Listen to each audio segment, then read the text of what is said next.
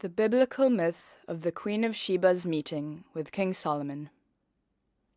Her origin in the Bible, the Queen of Sheba is a character featured in the myths and stories of many cultures and religious groups.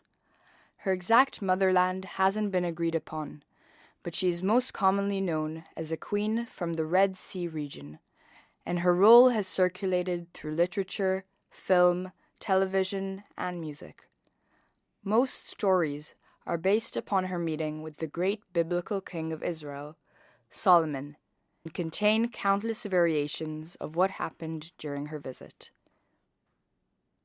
Once upon a time, in King Solomon's court, a banquet was being held. Every man, beast, spirit, and demon in the land would come to Solomon's banquets. They were all so glad to be there and possibly catch a glimpse of the king's great wisdom. But the king himself was worried that anyone would miss the feast, so he ordered a handsome young guard to read the names on the invitation list out loud so that they could make sure that everybody was present. Firstly, the names of kings were called. King of Ashur, I am here.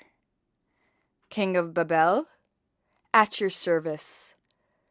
King of Geshur, present, my king. After that, so the spirits and demons would not be angered, their names were called. Ashmedai, of course. Betzalel, that's me. Xalrua, that's my name. And so on until it was time for the names of animals to be called out. Alligator, I'm here. Buzzard, me too. Camel, me too. Sorry about the mumble. On and on it went, until it was the name of the wild chicken. Wild chicken. Wild chicken. Where in God's name is that wild chicken, and how dare he not come to my banquet?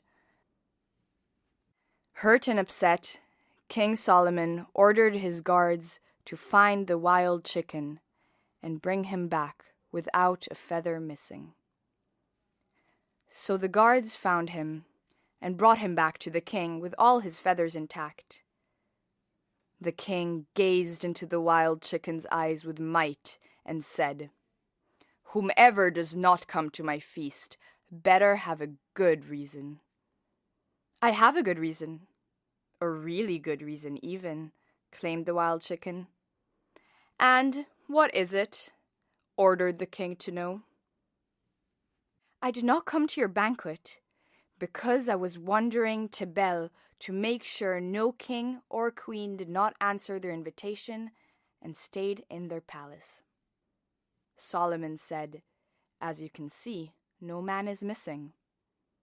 "No man is missing, that is true, but there is one woman who is not here. Maybe you don't know, my king, but in the faraway country of Sheba, in a town named Ketor, a wise woman rules. And she is not willing to come to your feast and neither to bow down to you, my king." "The country of Sheba?" Solomon wondered. "Strange. Never have I heard that name, so, okay, it's probably some tiny desert state." "Oh no, my king," said the wild chicken. "It's actually a huge and wealthy kingdom. It has wide and beautiful trees weighed down by fruit, huge trees growing in water from heavenly sources. Nothing less. And their earth, you wouldn't believe it, my king, sparkles with gold and precious stones." "Don't lie to me," said King Solomon, for he didn't know what to say, he, the wisest of all men. "If you would like, my king," started the wild chicken, "I am ready to fly to Sheba and bring the queen a letter from your majesty." "Yes,